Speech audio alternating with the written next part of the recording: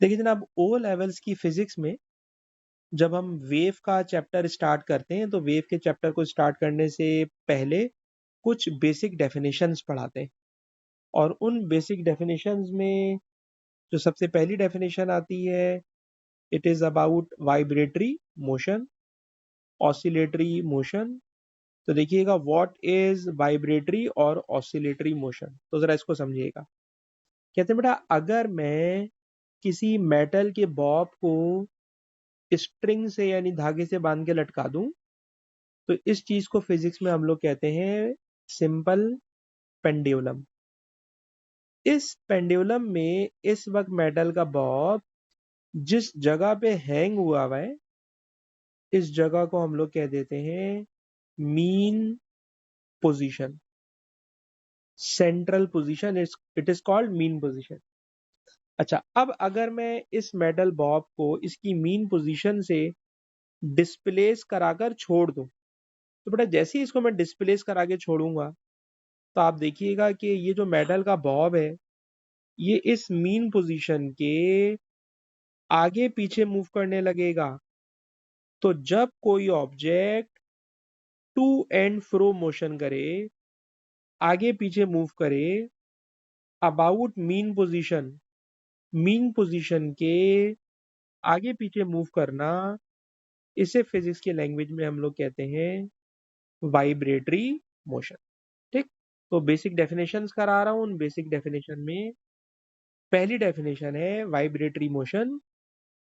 और vibratory motion को मैंने इस तरह डिफाइन किया कि अगर मेटल के बॉब को स्ट्रिंग से बांध के लटका दूं, तो it is called simple pendulum. ये सिंपल पेंडुलम इस वक्त जहां पर हैंग हुआ हुआ है, this position is called mean position. इस मीन पोजीशन से अगर मैं इसको थोड़ा सा डिस्प्लेस करके छोड़ दूं, तो ये मीन पोजीशन के आगे पीछे मूव करने लगेगा। और इसका आगे पीछे मूव करना, it is called vibratory motion. अच्छा, जब ये मीन पोजीशन के आगे पीछे मूव करता है, तो बेटा ये बॉब जहां तक जा सकता है, उसकी एक लिमिट होगी। उस जगह को हम लोग कहते हैं एक्सट्रीम पोजीशन। कहते हैं जनाब, एक्सट्रीम पोजीशन से जब ये मेटल का बॉब जाता है और जाकर वापस आ जाता है, तो जाहिर सी बात है ये एक ट्रिप कंप्लीट कर लेता है। और जब एक ट्रिप कंप्लीट करता है, तो इस एक ट्रिप को फिजिक्स की लैंग्वेज में कह देते हैं वन वाइब्रेशन। तो one complete trip, one complete cycle, it is called one vibration. जब कोई ऑब्जेक्ट एक साइकिल कंप्लीट कर ले, तो it is called one vibration. और इस वन वाइब्रेशन को कंप्लीट करने में जितना टाइम लगता है, वन वाइब्रेशन कंप्लीट करने में जितना टाइम लगता है, उस टाइम को कहते हैं टाइम पीरियड। मतलब अगर मेटल के बॉब को मैं इस एक्सट्रीम पोजीशन से रिलीज करूं, तो ये अब जाकर जब वापस आएगा, तो जाहिर सी बात है जाने में भी टाइम लगेगा और वापस आने में भी टाइम लगेगा। तो जितना टाइम लगता है एक वाइब्रेशन कंप्लीट करने में, the time interval to make one vibration, sir one vibration complete करने में जितना टाइम लगता है, उस टाइम को टाइम पीरियड से डिनोट करते हैं। और फिजिक्स में हमेशा टाइम पीरियड को कैपिटल टी से डिनोट किया जाता है। तो capital T is the time period. अच्छा जी, थोड़ा और आगे चलते हैं। कहते हैं एक टर्म है फिजिक्स में इस ऑसिलेटरी मोशन में, that is displacement and amplitude. तो पहले जरा डिस्प्लेसमेंट और एम्पलीट्यूड दोनों का डिफरेंस सुनिएगा। पहले जरा एम्पलीट्यूड के बारे में सुन लें। कहते हैं जब कोई ऑब्जेक्ट वाइब्रेटरी मोशन करता है, तो जितना मैक्सिमम डिस्प्लेसमेंट कवर करता है, मैक्सिमम डिस्प्लेसमेंट का मतलब इस वाइब्रेटरी मोशन में अगर आप गौर कीजिए, तो बेटा ये मीन पोजीशन है, ये एक्सट्रीम पोजीशन है। एक्सट्रीम से आगे वो जा ही नहीं सकता। तो मीन पोजीशन से एक्सट्रीम पोजीशन तक, मीन पोजीशन से एक्सट्रीम पोजीशन तक कोई ऑब्जेक्ट जितना डिस्प्लेसमेंट कवर करता है, उस डिस्प्लेसमेंट का नाम होता है एम्पलीट्यूड। तो एम्पलीट्यूड दर हकीकत किसी ऑब्जेक्ट का मैक्सिमम डिस्प्लेसमेंट होता है, मीन पोजीशन से कोई ऑब्जेक्ट ज्यादा से ज्यादा जितनी दूर जा सकता है, it is called its amplitude. तो एम्पलीट्यूड राइट हैंड पर भी होता है, एम्पलीट्यूड लेफ्ट हैंड पर भी होता है, और लेफ्ट और राइट पर एम्पलीट्यूड की वैल्यूज हमेशा इक्वल होती है। तो एम्पलीट्यूड एक बड़ी इंपॉर्टेंट टर्म है। अलबत्ता डिस्प्लेसमेंट क्या चीज होती है, तो जरा डिस्प्लेसमेंट को भी समझ लें। कहते हैं डिस्प्लेसमेंट जो होता है वो यूं है कि एक मेटल बॉब कभी यहां पर होगा, कभी यहां पर होगा, कभी मीन पोजीशन पर होगा। तो ये जो इसकी पोजीशन चेंज हो रही है, इस बदलती हुई पोजीशन का जो बदलता हुआ डिस्टेंस होता है, उसे कहते हैं डिस्प्लेसमेंट। जो डिस्प्लेसमेंट मुसलसल चेंज हो रहा है, चेंज होने का मतलब, अभी देखिए डिस्प्लेसमेंट फॉर एग्जांपल ये 5 सेंटीमीटर है, जब ये करीब आ गया तो 3 सेंटीमीटर हो गया, और करीब आ गया तो 2 सेंटीमीटर हो गया, और करीब आ गया तो 1 सेंटीमीटर हो गया, जब सेंटर पर आ गया तो 0 सेंटीमीटर हो गया। तो डिस्प्लेसमेंट क्या है? ये वो फिजिकल क्वांटिटी है जो मीन पोजीशन से डिस्टेंस मेजर करती है ऑन आइदर साइड, जो मुसलसल कम और ज्यादा हो रहा होता है। तो खैर ओ लेवल की फिजिक्स में डिस्प्लेसमेंट की टर्म इतनी इंपॉर्टेंट नहीं है, ओ लेवल की फिजिक्स में एम्पलीट्यूड हमारे लिए काफी है। तो बेटा पूरी बात ये बनी जो रिवाइज करके आगे बढ़ना चाह रहा हूँ। पहली डेफिनेशन आज की क्लास की, वाइब्रेटरी मोशन क्या होती है? किसी ऑब्जेक्ट का मीन पोजीशन के आगे पीछे मूव करना, किसी ऑब्जेक्ट का मीन पोजीशन के आगे पीछे मूव करना, it is called vibratory motion. Sir कोई और एग्जाम्पल? एक और एग्जाम्पल ले लीजिए। एक रबर बैंड को दो सपोर्ट्स के दरमियान खींच के बांध दीजिए, तो ये रबर बैंड की कहलाएगी मीन पोजीशन। अब इस रबर बैंड को जब मैं सेंटर से खींच कर छोड़ूंगा, तो आप देखिएगा रबर बैंड इस तरह ऊपर नीचे वाइब्रेशन करेगी। तो ऊपर नीचे वाइब्रेशन करना, central line is the mean position, mean position के ऊपर नीचे वाइब्रेट करना, it is called vibratory motion. One complete trip, it is called one vibration. One complete trip करने में जितना टाइम लगता है, it is called time period. Amplitude क्या होता है? मीन पोजीशन से एक्सट्रीम पोजीशन तक का displacement, it is called amplitude. अच्छा जनाब, अब इसकी लास्ट टर्म यूज करने पढ़ाने जा रहा हूं, दैट इज फ्रीक्वेंसी। फ्रीक्वेंसी को मैं इस तरह डिफाइन करूंगा कि देखिए, अगर रबर बैंड को मैं दो सपोर्ट्स के दरमियान खींच के बांधूं और इस रबर बैंड को बेटा सेंटर से खींच के छोड़ दूं, तो ये रबर बैंड बहुत तेजी के साथ मीन पोजीशन के ऊपर नीचे वाइब्रेट करेगा, बहुत तेजी के साथ। और जब बहुत तेजी के साथ वाइब्रेशन करेगा, तो 1 सेकंड में बहुत मर्तबा ये वाइब्रेशन कंप्लीट कर लेगा।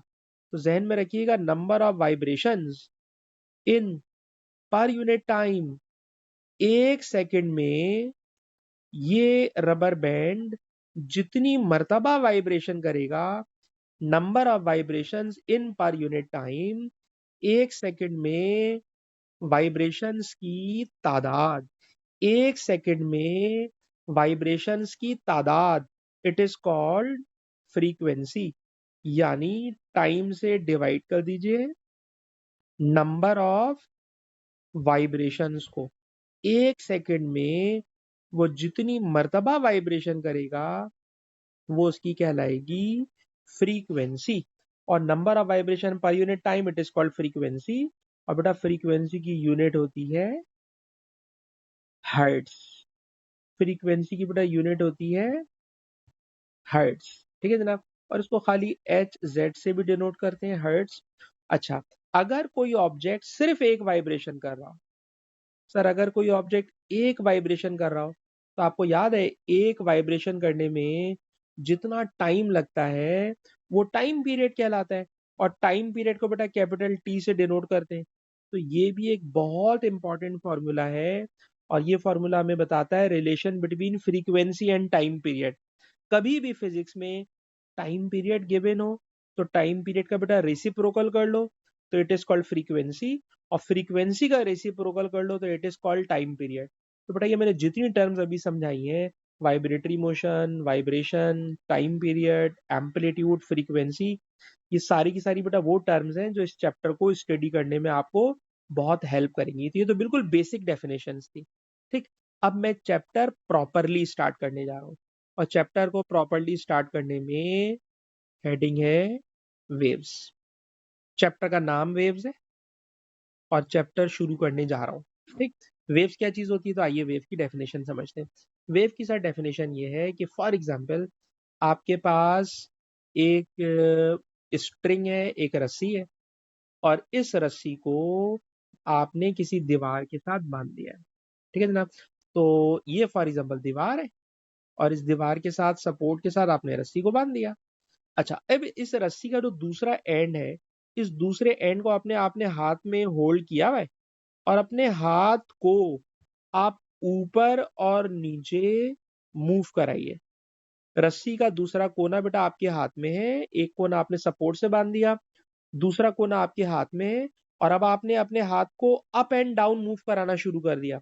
बताइए, जब आप अपने हाथ को अप एंड डाउन मूव कराएंगे, तो याद है कि जब कोई ऑब्जेक्ट मूव करता है, तो मूव करने से काइनेटिक एनर्जी पैदा हो जाती है। हमारा हाथ अगर ऊपर नीचे मूव करेगा, तो हमारे हाथ की जो काइनेटिक एनर्जी है सर, वो काइनेटिक एनर्जी इस स्ट्रिंग में, इस रस्सी में एंटर हो जाएगी। और जैसे ही एनर्जी, हमारे हाथ की काइनेटिक एनर्जी इस रस्सी में एंटर होगी, इस रस्सी में एंटर होगी, तो आप देखिएगा इस रस्सी में इस तरह की वाइब्रेशन पैदा हो जाएगी। तो इस रस्सी को इस एग्जाम्पल में, इस डेफिनेशन में मैं कहूंगा मीडियम। और मीडियम में क्या हो रहा है, तो जरा गौर से सुनिएगा। जब कोई एनर्जी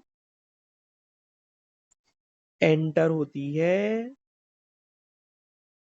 किसी मीडियम में, बताइए बेटा यहाँ पे मीडियम क्या है, रस्सी, और इस रस्सी में जो एनर्जी एंटर हो रही है, इट इज काइनेटिक एनर्जी। मेरे हाथ की काइनेटिक एनर्जी बेटा रस्सी में एंटर हो गई। तो when energy enters into a medium, तो ये क्या करती है सर, ये एनर्जी प्रोड्यूस करती है vibration. It produces a vibration in medium. Medium में आप देख लीजिए वाइब्रेशन पैदा हो गई। वाइब्रेशन अभी अभी मैंने आपको बताया, वाइब्रेशन में क्या होता है सर, कोई ऑब्जेक्ट होता है, और वो जो ऑब्जेक्ट होता है वो मीन पोजीशन के ऊपर और नीचे वाइब्रेशन करने लगता है। ये ऊपर और नीचे वाइब्रेशन करने लगता है। तो जनाब जो रस्सी है, उस रस्सी को जब आपने उसमें एनर्जी एंटर की, तो एनर्जी एंटर करने पर रस्सी यानी मीडियम, मीडियम में एक वाइब्रेशन पैदा हो गई। और याद रखिएगा मीडियम में एनर्जी की वजह से जो वाइब्रेशन पैदा होती है, उसी वाइब्रेशन का नाम होता है वेव। वेव क्या चीज है सर, जब किसी मीडियम में एनर्जी एंटर होगी, जब किसी मीडियम में एनर्जी एंटर होगी, तो मीडियम में वाइब्रेशन पैदा हो जाएगी। मीडियम में पैदा होने वाली वाइब्रेशन का नाम वेव्स। एग्जाम्पल नंबर 1 सर, रस्सी में पैदा होने वाली वेव्स। बिल्कुल इसी तरह एक और एग्जाम्पल देखिएगा कि अगर किसी बर्तन में पानी भरा हुआ हो, ठीक है बेटा, किसी बर्तन में पानी भरा हुआ है, और इस पानी को हम टॉप से देख रहे हैं, ठीक है ना, हमें पानी की सरफेस नजर आ रही है। आपने एक पत्थर ऊपर उठाया, जब पत्थर ऊपर उठाते हैं, पत्थर में आ जाती है पोटेंशियल एनर्जी। उस पत्थर को ड्रॉप कर दिया पानी में। जैसे ही वो पानी में गिरेगा, तो अपनी पोटेंशियल एनर्जी पानी को दे देगा। और जैसे ही पानी में पोटेंशियल एनर्जी एंटर होगी, तो आप देखिएगा कि पानी की सरफेस पर आपको इस तरह की वेव्स बनती हुई नजर आएंगी। और आप देखिएगा ये जो वेव्स होंगी, ये वेव्स नजर आ रहा होगा कि वाइब्रेशन सेंटर से बाहर की तरफ भाग रही है, वाइब्रेशन सेंटर से बाहर की तरफ भाग रही है। तो ये जो वाइब्रेशन सेंटर से बाहर की तरफ भाग रही है, ये वाइब्रेशन किससे पैदा हुई सर, जब पत्थर पानी से टकराया, तो पत्थर ने अपनी पोटेंशियल एनर्जी पानी को दी। पानी मीडियम है, इस एग्जाम्पल में पानी मीडियम है। सर मीडियम में जैसे ही एनर्जी आई, तो पानी के अंदर क्या पैदा हो गई बेटा, वाइब्रेशन। और जब वाइब्रेशन पैदा हुई, तो उसी वाइब्रेशन का नाम क्या हो गया, वेव्स। तो वेव्स क्या है ऐसा, जब कोई एनर्जी मीडियम में एंटर होती है, तो मीडियम में वाइब्रेशन पैदा करती है। मीडियम में पैदा होने वाली वाइब्रेशन का नाम वेव्स। मैं बोल रहा हूँ बेटा, जब मैं बोलता हूँ तो मैं एयर में एनर्जी एंटर करता हूँ, साउंड एनर्जी, और ये साउंड एनर्जी एयर के पार्टिकल्स में वाइब्रेशन पैदा कर देती है। तो कोई भी एनर्जी जब मीडियम में एंटर होती है तो मीडियम में पैदा करती है वाइब्रेशन, और उसी वाइब्रेशन का नाम होता है वेव्स। अच्छा जनाब, वेव्स की बेटा दो टाइप्स है। वेव्स की दो टाइप्स है। Number one, transverse waves. Number one, transverse waves. Number two, लॉन्गिट्यूजनल wave. पर अभी लॉन्गिट्यूजनल नहीं पढ़ रहे, जो अभी पहले है, खाली इसको देखते हैं। नंबर वन है ट्रांसवर्स वेव। ट्रांसवर्स वेव में क्या होता है? तो सर जो अभी मैंने ऊपर एग्जाम्पल दी है ना, इत्तेफाक से ये ट्रांसवर्स वेव की एग्जाम्पल है। ट्रांसवर्स वेव को बेटा समझने की कोशिश कीजिएगा। ट्रांसवर्स वेव में क्या है? सर जब मैंने इस रस्सी को ऊपर नीचे अपने हाथ से वाइब्रेट कराया, तो मेरे हाथ को ऊपर नीचे मूव कराने पर मैंने अपने हाथ की काइनेटिक एनर्जी रस्सी में एंटर कर दी। अब आप गौर कीजिएगा, ये जो एनर्जी एंटर हुई है, ये एनर्जी इस रस्सी के जरिए दीवार की तरफ जा रही है। तो ये जो ग्रीन एरो है, ये बता रहे हैं कि सर एनर्जी इस तरफ जा रही है, ये एनर्जी इस तरफ जा रही है। तो कह रहे हैं जिस डायरेक्शन में एनर्जी जा रही है टूवर्ड्स वॉल, दीवार की तरफ, टूवर्ड्स सपोर्ट, सपोर्ट की तरफ एनर्जी जा रही है। एनर्जी जा रही है सपोर्ट की तरफ। लेकिन मुझे ये बताइए, ये जो रस्सी के पार्टिकल है, ये रस्सी के पार्टिकल ऊपर और नीचे वाइब्रेट कर रहे हैं, ऊपर और नीचे वाइब्रेट कर रहे हैं। जब ये ऊपर नीचे वाइब्रेट कर रहे हैं तो गौर कीजिएगा, ये एनर्जी के साथ 90 डिग्री का एंगल बना रहे हैं। जिस डायरेक्शन में एनर्जी जा रही है, एनर्जी के जाने की डायरेक्शन ग्रीन वाला एरो है, ग्रीन वाले एरो के साथ ये जो रस्सी का पार्टिकल है, ये परपेंडिकुलर वाइब्रेट कर रहा है। रस्सी का पार्टिकल ग्रीन एरो के साथ परपेंडिकुलर वाइब्रेट कर रहा है। और जब रस्सी के पार्टिकल परपेंडिकुलर वाइब्रेट कर रहे हो, व्हेन पार्टिकल्स ऑफ मीडियम, जो ऊपर वाली बेटा एग्जाम्पल मैंने पढ़ा रहा हूं, उस एग्जाम्पल में रस्सी के पार्टिकल मीडियम के पार्टिकल है। When particles of medium vibrate, आपको याद है वेव्स जब कभी प्रोपेगेट करेगी, वेव जब कभी आगे जाएगी, तो पार्टिकल वाइब्रेट करेंगे। When particles of medium vibrate perpendicularly, रस्सी के पार्टिकल वाइब्रेट कर रहे हैं परपेंडिकुलरली, किसके ऊपर? On the propagation of wave, propagate करना, आगे बढ़ना, ऑन द वेव, इससे भी काम चलता है, on the wave, then it is called transverse wave. ऐसी वेव जिसमें मीडियम के पार्टिकल वेव के ऊपर परपेंडिकुलर वाइब्रेट करें। सर जब मीडियम के पार्टिकल परपेंडिकुलर वाइब्रेट करेंगे, तो परपेंडिकुलर वाइब्रेशन का नाम, पार्टिकल्स का परपेंडिकुलर वाइब्रेट करना, पार्टिकल्स का परपेंडिकुलर वाइब्रेट करना, इट मेक्स ट्रांसवर्स वेव। और याद रखिएगा ट्रांसवर्स वेव में, याद रखिएगा बेटा, ट्रांसवर्स वेव में जो मीन पोजीशन के ऊपर वाला पोर्शन होता है, मीन पोजीशन से जो ऊपर वाला पोर्शन होता है, उसे हम लोग कह देते हैं क्रेस्ट। और जो मीन पोजीशन से नीचे वाला पोर्शन होता है, उसको हम लोग नाम दे देते हैं ट्रफ का। क्या मतलब? ये जो पूरा का पूरा पोर्शन है, ये मीन पोजीशन से ऊपर है। तो जो मीन पोजीशन से ऊपर वाला पोर्शन है, इसको आप बोलेंगे क्रेस्ट। और वो तमाम मीडियम जो मीन पोजीशन से नीचे है, उसे हम लोग नाम दे देंगे ट्रफ का। इसका मतलब ये हुआ कि जब कभी ट्रांसवर्स वेव बनती है, तो ट्रांसवर्स वेव में क्रेस्ट और ट्रफ होते हैं। मीन पोजीशन से ऊपर वाला पोर्शन ट्रफ कहलाएगा, सॉरी, ऊपर वाला पोर्शन क्रेस्ट कहलाएगा, और मीन पोजीशन से नीचे वाला पोर्शन ट्रफ कहलाएगा। तो हमेशा ट्रांसवर्स वेव में क्रेस्ट और ट्रफ होते हैं। और अगर आप समंदर के साहिल पे खड़े हो जाए, हम कराची में देखते हैं सीबीयू पे जाके खड़े हो गए, तो जो हमें वेव भागती हुई नजर आ रही होती है, तो जाहिर सी बात है वो पोर्शन समंदर की सरफेस से ऊपर का नजर आ रहा होता है। तो जो पोर्शन ऊपर हुआ हुआ नजर आ रहा होगा वो जाहिर सी बात है क्या कहलाएगा, क्रेस्ट कहलाएगा। और जो पोर्शन इसे नीचे वाला होगा वो ऑब्वियसली ट्रफ कहलाएगा। तो ट्रांसवर्स वेव में क्रेस्ट और ट्रफ होते हैं। और जब हम किसी वेव की स्टडी करते हैं तो वेव की स्टडी करते वक्त जाहिर सी बात है हमें कोई कैलकुलेशन करना होगी।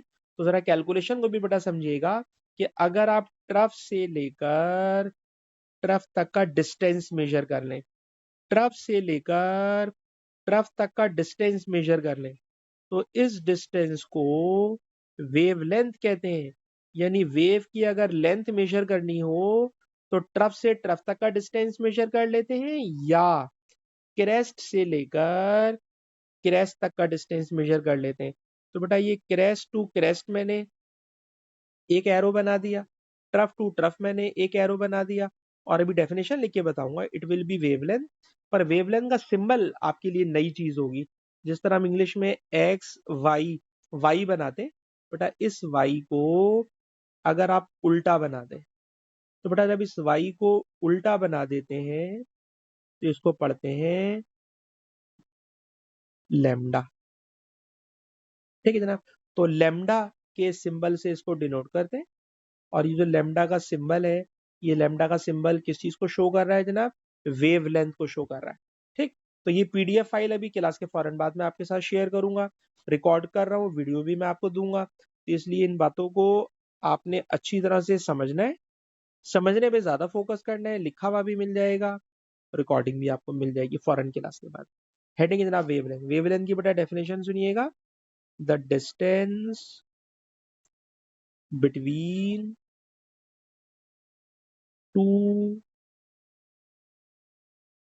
adjacent crests और टू adjacent ट्रफ।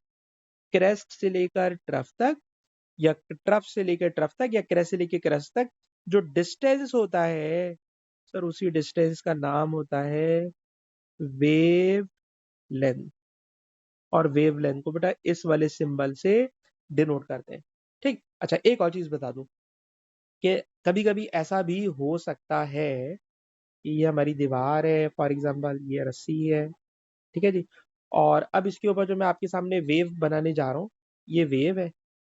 और इस वेव में ये एक कंप्लीट साइकिल हो गया। इस कंप्लीट साइकिल में यहाँ से वेव स्टार्ट हुई है और यहाँ पे खत्म हो गई। उसके बाद फिर अगली वेव शुरू होने जा रही होगी। तो कहते हैं वन कंप्लीट साइकिल, ये जो कंप्लीट साइकिल है इसकी लेंथ को भी वेव लेंथ कहते हैं। वन कंप्लीट साइकिल की लेंथ को भी वेव लेंथ कहते हैं। यानी जहां से वेव शुरू हो रही है, जहां से वेव शुरू हो रही है और जहां पे वेव का साइकिल कंप्लीट हो रहा है, इस पूरी लेंथ का नाम भी वेवलेंथ होता है। तो पास पेपर के जब मैं क्वेश्चंस करा रहा हूँ, तो पास पेपर के क्वेश्चन में इस तरह की सिचुएशन भी आपको कभी कभी नजर आ सकती है। इसलिए मैंने ये वाली बात भी बता दी है आपको कि ये भी वेवलेंथ है। जब कोई एक साइकिल कंप्लीट होता है तो one complete cycle is also known as one wavelength. ठीक है जनाब। तो वेवलेंथ हो गई। और वेवलेंथ के बाद आज की क्लास की आखिरी हेडिंग पढ़ाना चाह रहा हूँ, और आखिरी हेडिंग है बेटा wave front. Sir wave front क्या चीज होती है? तो जरा वेव फ्रंट को गौर से सुनिए। वेव फ्रंट की बेटा डेफिनेशन ये है कि अगर फॉर एग्जांपल किसी टैंक के अंदर पानी रखा हुआ है, ठीक है जनाब, ये टैंक है, इस टैंक के अंदर पानी है, हम ऊपर छत पे से पानी को देख रहे हैं, या स्विमिंग पूल है, स्विमिंग पूल में पानी भरा हुआ है, हम ऊपर आसमान से स्विमिंग पूल को देख रहे हैं, ठीक है जनाब। तो जब किसी टैंक के अंदर पानी भरा हुआ हो और इस पानी से भरे हुए टैंक में फॉर एग्जांपल मैंने यहाँ पर एक वाइपर, वाइपर आप समझते हैं जिससे पानी साफ करते हैं जनाब, ये वाइपर है। और इस वाइपर के साथ ये लकड़ी का हैंडल लगा हुआ है। इस वाइपर से मैंने इसको पानी से, पानी भरा हुआ है इसके अंदर, टैंक में पानी भरा हुआ है। लेफ्ट साइड के ऊपर ग्रीन कलर की जो चीज मैंने रखी हुई है, ये क्या है? ये वाइपर है।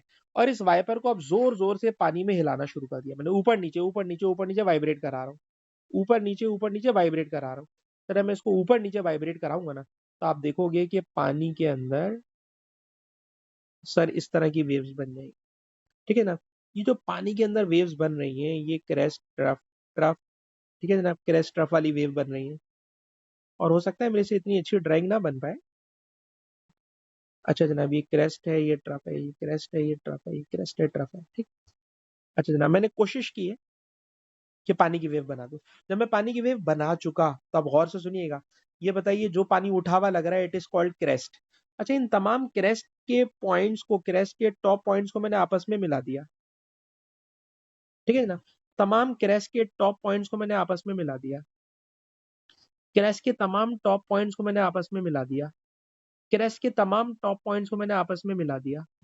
तो आपस में मिलाकर ये जो मैंने लाइंस बनाई है ना, इन्हीं लाइंस का नाम होता है वेव फ्रंट, ठीक है जनाब। और जाहिर सी बात है, ये लाइनें हमने जो बनाई हैं, ये ख्याली लाइनें हैं। ऐसा तो नहीं हो सकता कि आप पानी के ऊपर स्केल रख के लाइनें बनाना शुरू कर दें। तो मैं यही वाली बात आपसे कहना चाह रहा हूं कि the imaginary line which joins the top points of crest is called a wavefront। तो वेवफ्रंट बेटा क्या है? टैंक के अंदर वाटर वेव्स हैं। सर, आपने उन वाटर वेव्स में जितने टॉप पॉइंट थे, क्रेस्ट पॉइंट थे, उन सारे के सारे क्रेस्ट पॉइंट को आपस में आपने क्या कर दिया जनाब? ज्वाइन कर दिया। और जब उनको ज्वाइन किया तो ज्वाइन करने से जो इमेजिनरी लाइन बनती हुई नजर आ रही है, उस लाइन का नाम क्या है जनाब? वेव फ्रंट, ठीक। अच्छा, ये जो वेव फ्रंट मैंने अभी बनाए हुए, इन तमाम वेव फ्रंट्स में अगर मैं किसी भी दो वेव फ्रंट्स के दरमियान का डिस्टेंस ले लूं, ये दो वेव फ्रंट्स के दरमियान का डिस्टेंस है, ठीक है ना। तो कहते हैं किसी भी दो वेव फ्रंट्स के दरमियान का जो डिस्टेंस होता है, वेव फ्रंट के दरमियान का जो डिस्टेंस होता है, ये तमाम के तमाम डिस्टेंसेस को लैम्डा से डिनोट करते हैं। और इस लैम्डा का मतलब होता है वेव फ्रंट, ठीक है जनाब। ये सारे के सारे, सॉरी वेव लेंथ। तो ये जितने भी अभी मैंने आपके सामने लाइनें बनाई है रेड कलर वाली, ये सारे के सारे डिस्टेंस किस चीज को शो कर रहे हैं? वेव लेंथ को शो कर रहे हैं। क्योंकि साफ नजर आ रहा है कि क्रेस्ट और क्रेस्ट के दरमियान का डिस्टेंस है, क्रेस्ट और क्रेस्ट के दरमियान का distance, it is called wavelength. सवाल, सर ये वेव फ्रंट पढ़ क्यों रहे हैं? तो भाई वेव फ्रंट इसलिए पढ़ रहे हैं कि ये बताइए कि किसी टैंक में पानी भरा हुआ हो, और उस पानी से भरे हुए टैंक के अंदर मैं एक वाइब्रेटर लगा दूं जिससे वेव इस तरह की बन रही हो, तो ये जो वेव्स हम ऊपर से स्टडी करते हैं, तो हमें इस तरह के वेव फ्रंट ही नजर आते हैं। और अभी क्लास के फौरन बाद मैं आपको एक वीडियो दूंगा।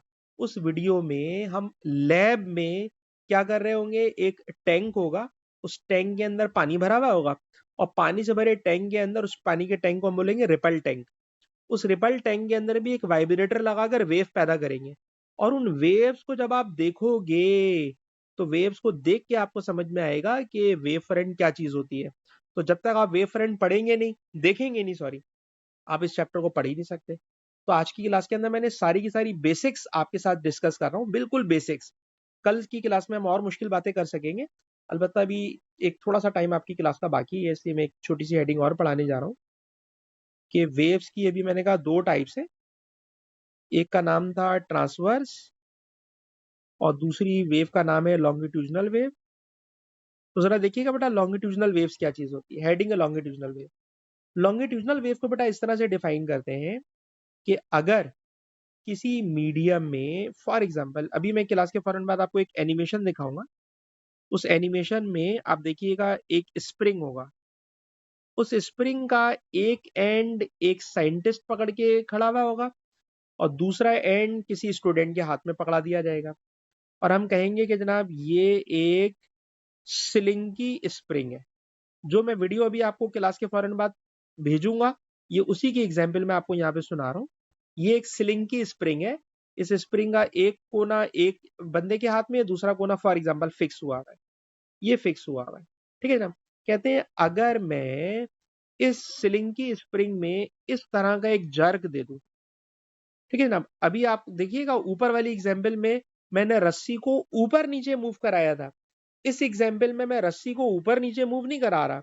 एक सिलिंग की स्प्रिंग है, इस सिलिंग की स्प्रिंग को मैं ऊपर नीचे मूव नहीं करा रहा। सर अगर आपने इसको ऊपर नीचे मूव कराया तो ट्रांसवर्स वेव पैदा कर देगा। ऊपर नीचे मूव करना ट्रांसवर्स वेव पैदा करेगा। तो जो अभी मैं वीडियो क्लास के बाद आपको दिखाऊंगा, भेजूंगा, उसमें ट्रांसवर्स वेव ऊपर नीचे वाइब्रेशन से, अलबत्ता अभी हम हेडिंग पढ़ रहे हैं लॉन्गिट्यूजनल।